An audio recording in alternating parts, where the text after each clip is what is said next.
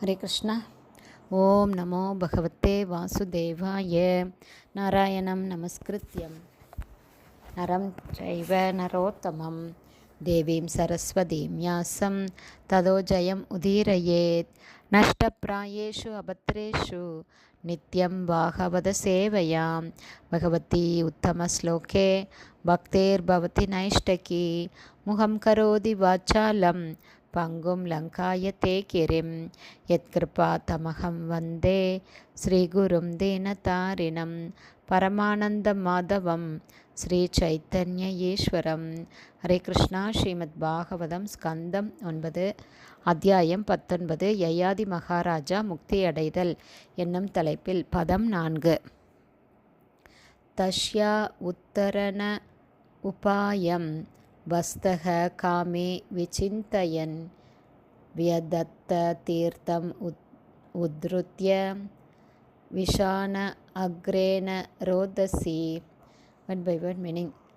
தஷ்யா அந்த பெண் ஆடை, உத்தரண உபாயம் கிணற்றிலிருந்து காப்பாற்றும் உபாயத்தை, பஸ்த அந்த ஆண் ஆடு, காமே காம இச்சைகளுடைய, விசிந்தயன் திட்டமிட்டு, வியதத்த நிறைவேற்றியது, தீர்த்தம் வெளியே வருவதற்கான ஒரு வழியை, உத்ருத்ய மண்ணை தோண்டி, விஷான அக்ரேன கொம்புகளின் நுனிகளால், ரோதசி கிணற்றின் விளிம்பில். டிரான்ஸ்லேஷன். அந்த பெண் ஆட்டை கிணற்றிலிருந்து வெளியேற்றும் உபாயத்தை திட்டமிட்ட பின் அது சுலபமாக வெளியேறும் வகையில் காம இச்சை கொண்ட அந்த ஆண் ஆடு தன் கொம்புகளின் முனைகளால் கிணற்றின் விளிம்பில் மண்ணை தோண்டியது. பர்பட் பை ஷில பிரபாத். ஜெய் ஷில பிரபாத்.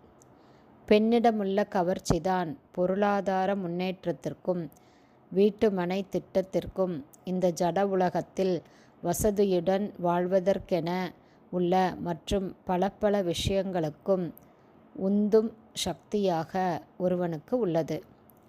பெண் ஆடு வெளியேறும் வழியமைப்பதற்கு மண்ணை தோண்டுவது கடினமான ஒரு வேலையாகும். ஆனால் பெண் ஆட்டை ஏற்றுக்கொள்ளும் முன்பாக அந்த ஆண் ஆடு இந்த உழைப்பை மேற்கொண்டது. அஹோ கிருஹக்ஷேத்திர சூதாப்த வித்தேர் ஜனஷ்ய மோகோயம் அகம் மமேதி. அதாவது ஆண் பெண் சேர்க்கையானது நல்ல ஊதியம், நல்ல வீடு, குழந்தைகள் மற்றும் நண்பர்கள் ஆகியவற்றை தேடுவதற்கு